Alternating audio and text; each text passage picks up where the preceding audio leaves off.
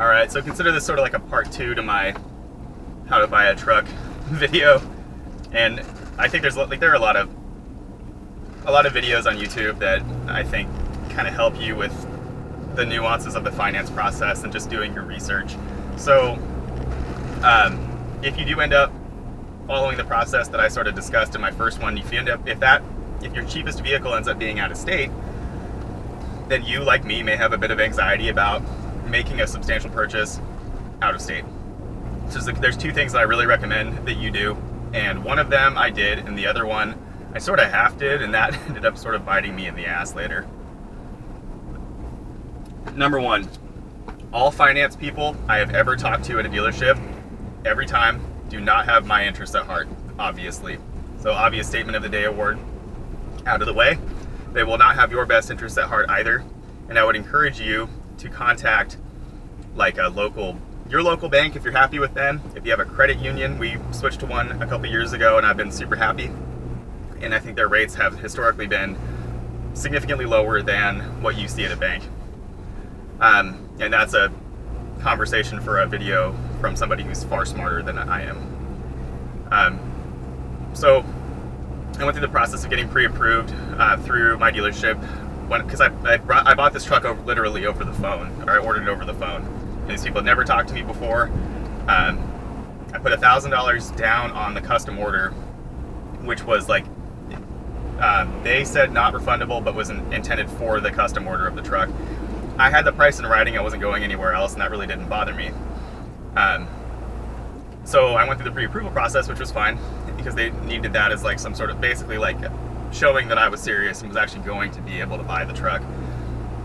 In the meantime, I had about 7 weeks to wait between custom order and the vehicle actually arriving on the dealer lot. That process that timeline can vary based on where you live in the United States, what you order, and just sort of a million, like myriad things that can go wrong or right in terms of like part availability, colors, on and on and on. So for the 7 weeks that I waited, I realized that it was likely I was going to have my credit pulled again. So about 2 weeks before I picked up my vehicle, I contacted my credit union. I found that they were doing a pretty decent like promotion on auto loans, and I got pre-approved for an amount lower than my maximum. And I think that's really important if you don't have a price in writing, by the way, is don't have your bank pre-approve you for just like a massive number if you qualify for that, because finance people see that and they're like, oh, how great. California. I'm gonna quick timeout here as we go down the on-ramp to the freeway.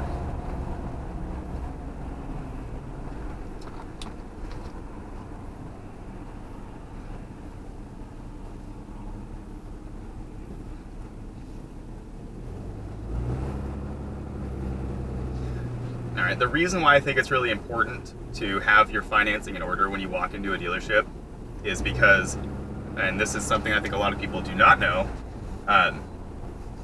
your sales guy obviously makes a commission of some sort, and I won't get into that.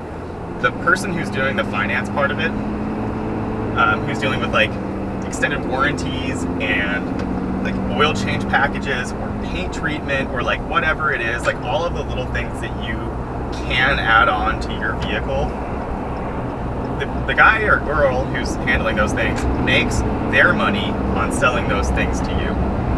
So there's a commission-based system for them as well. And one of the ways that they're able to do that is by sort of like artificially, and I'm not saying illegally, but artificially tacking on interest to whatever rate you qualify for, because they then make money on that additional point or whatever it is of interest that they're charging you, or half a point or a fraction of a point. It is extremely windy today, so I hope this is I hope it's not too bad. I'll keep this pretty short. So I essentially had a rate that I went in with, and I didn't say that from the beginning. I wanted to see what they came back to me with.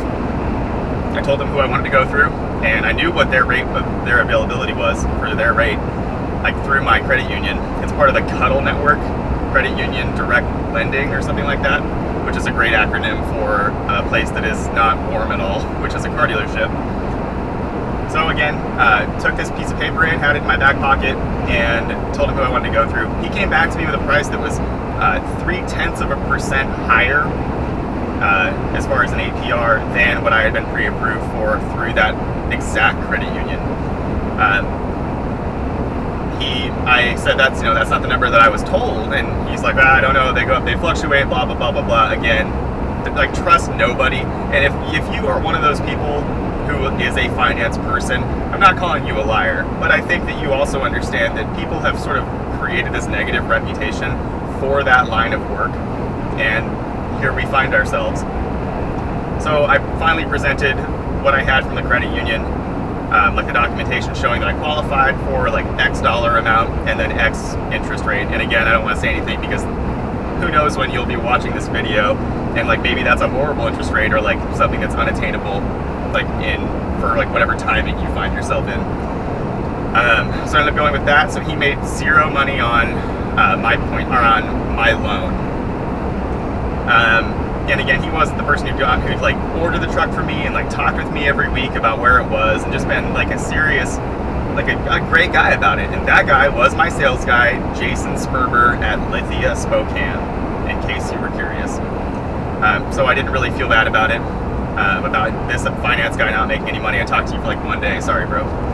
So the final part of that is, if you buy a vehicle out of state, you are going to have to pay a certain amount of money to have it registered to you, to have the title transferred over to you, basically for you to get like tags or tabs, depending on what state you're in, and for you to be like legal to drive your vehicle down the road. In Washington, they're only able to issue you a 3-day temporary permit for your vehicle. That sort of creates this unfortunate situation. When I purchased my vehicle on a Thursday night in Spokane and drove it 400 miles home, didn't realize I had a 3-day temp tag only, because all of them have always been like, 30 days or 45 days from what I've seen. And then had one business day to actually get to my local DMV to get a trip permit that would be valid for the following Monday. I didn't do that, unfortunately, and so that was kind of a point of contention between me and the finance guy, because I felt like that's something that, like, should I have made sure I looked at that? Yes. Should he have also made sure that I was aware of that? Yes. You live and you learn, and obviously I can pass that information on to you, and I hope that that is helpful for you. The other part of it is that you want to ensure that they are sending the proper amount of money to your local DMV in order for you to have your tags created, get your license plates that you want, and that is a conversation that you need to have with somebody at your DMV. In my experience, the majority of people I talk to, like on the helpline for the DMV, are relatively helpful. The majority of people who are physically in the branch, that's kind of hit or miss. So I would call, get the number, like, hey, I'm buying in Washington, I live in Oregon. These are the plates that I want. Like, here's when I'm buying. Here's my situation. What do I need? What do I need to do? What exact dollar amount? And the reason why that's so important, like with this truck, I wanted to take the plates from my old truck because I really like those plates and I really like that truck, and I'm kind of sentimental about what happened with my first, like my baby basically. And so it was, instead of being several $100s, it was basically like $90 to transfer the plates over to this vehicle. Unfortunately, finance guy, not knowing that and me not ensuring it was correct, writes a check to my local DMV, which added into the principal balance of my loan about $250 or $300. Writes a check for the full amount to get like brand new plates and all of those things. Local DMV laws vary, and so your results may be different, but my local DMV basically said, yeah, we can't just like give you cash back on a check that's written for too high a price.